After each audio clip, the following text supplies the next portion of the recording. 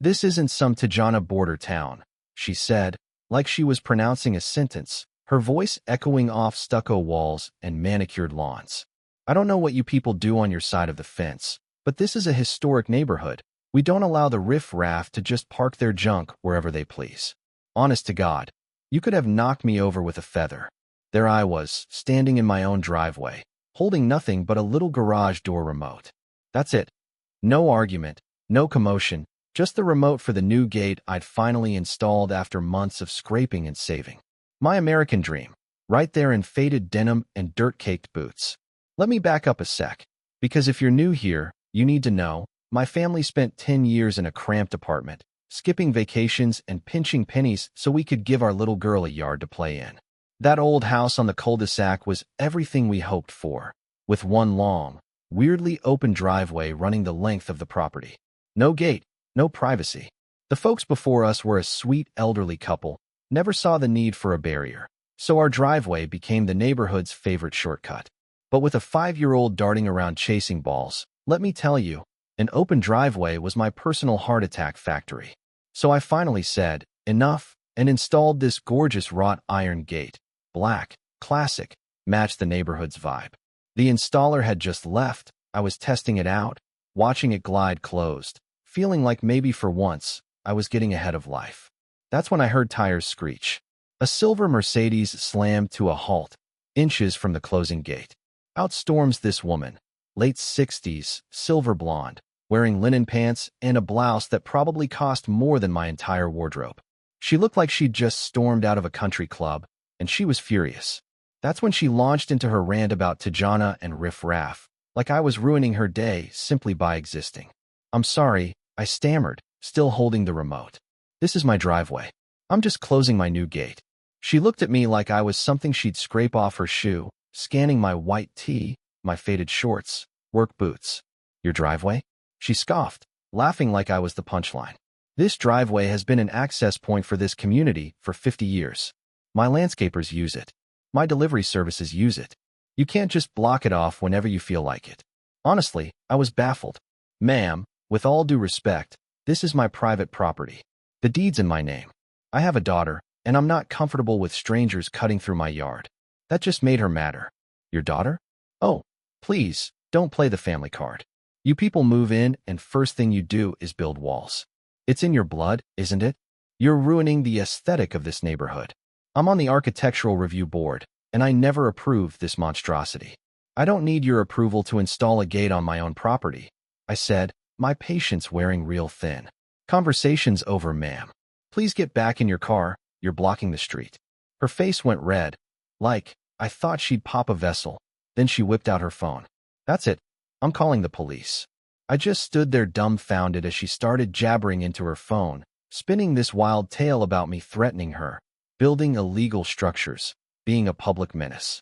After she hung up, she shot me a look that could curdle milk. They're coming, she sneered. Enjoy your last few moments of freedom. Then she stomped back to her Mercedes and peeled away, leaving a streak of rubber on the road. I just stood there, remote suddenly heavy in my hand, realizing my dream of suburban peace had just evaporated. The police showed up fast, 2 young officers with that neutral cop face. The woman officer took the lead.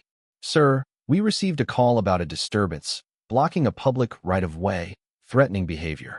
My neighbor was right there, parked across the street, arms folded, daring me to slip up. Officers, I said, keeping my voice steady, this is my property. I installed this gate today for my family's safety. My neighbor thinks she has a right to use my driveway as a public road. When I explained otherwise, she called you. Here's the deed. Here's my ID. The male officer looked from the gate to her car, then back at me. She's saying this has been an access road for decades, he said. Sometimes that creates a prescriptive easement. Yeah, I'd done my homework. Officer, I said, but that requires hostile use without permission. The last owners let neighbors through out of kindness. Permissive use doesn't create an easement. My title insurance is clean, no easements, no rights of way. Want to see the paperwork? The officer just blinked, surprised, like he'd expected me to be clueless. The woman officer held up her hand. Not necessary right now, sir. Do you have your ID? They checked my info, then went to talk to my neighbor. I couldn't hear what was said, but she was gesticulating wildly, pointing at me, at the gate, at the world ending apparently. The cops came back. Your ID is clean, no warrants. Look, the male officer said, technically this is a civil matter. We can't force you to open the gate. She's influential. She claims you're harassing her. Harassing her? She screamed at me, called the police on me, filed a false report. Who's harassing whom? We didn't hear any racist language, sir, the female officer said. It's your word against hers. And that was that. They left. No consequences, just don't engage. Let the lawyers handle it. She won that round. Her message was clear.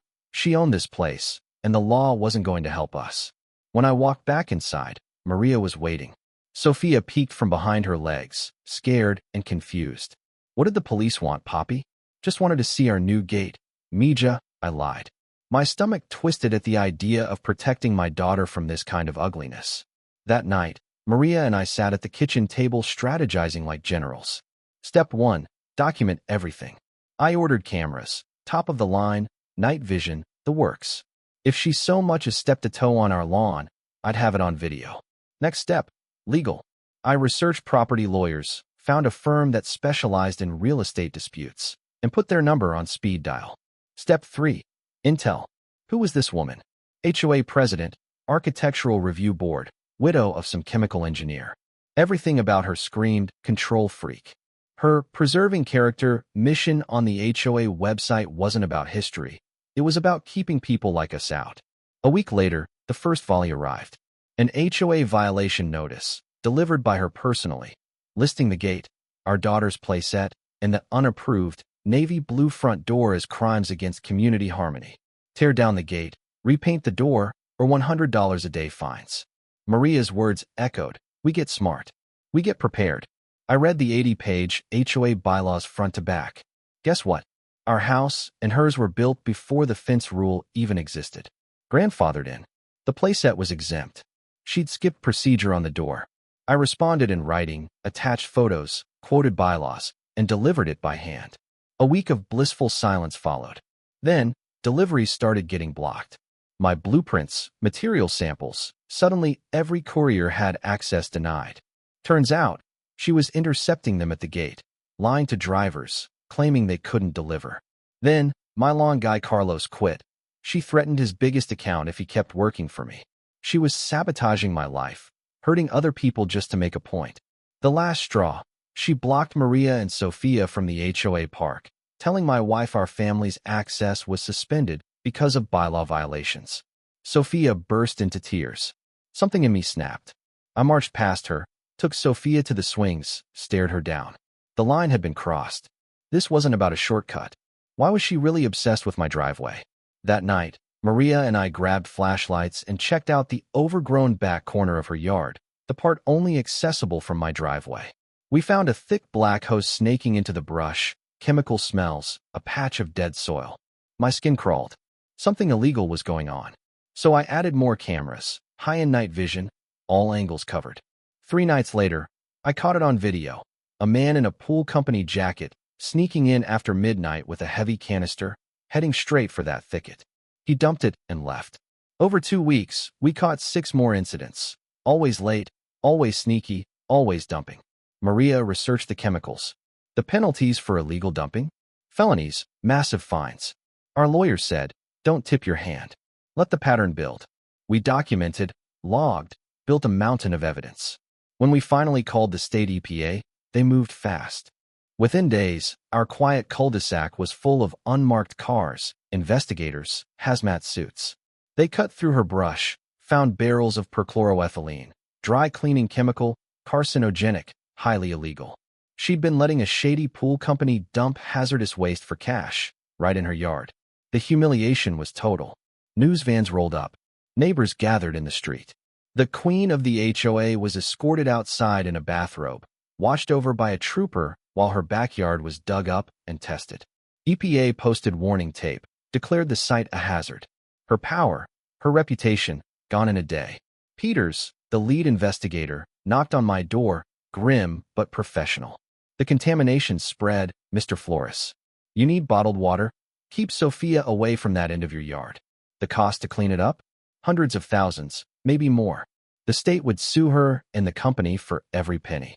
She tried to sue us to remove the gate. Our lawyer's response was surgical, counterclaims, documented harassment, a quiet threat about evidence of other unlawful activities. Her lawsuit disappeared. The HOA booted her. Carlos got his job back. The community, finally free of her, started to come alive. New families, new energy, block parties, laughter, like the sun coming up after a long, ugly storm. 1 year later, the land is clean. The house across the street was bought by a young couple, an artist and a musician. They painted their door turquoise. We planted a vegetable garden. I drank a glass of water from our new well, built with money left to us by the house's previous owner. A thank you for saving his land. And the former queen? Gone. Her name is just a footnote in a neighborhood that's finally found its soul. Her legacy is a cautionary tale, a stain on the public record. Mine? It's the laughter of my daughter, the kindness of neighbors, the taste of clean water every night before bed. She tried to make me a villain in her story, but in the end, she was the architect of her own destruction. She picked the wrong fight, and I'd do it all again in a heartbeat, because you protect your family, you stand your ground, and you never, ever let the bullies win. Now, I gotta ask, where do you stand on all this?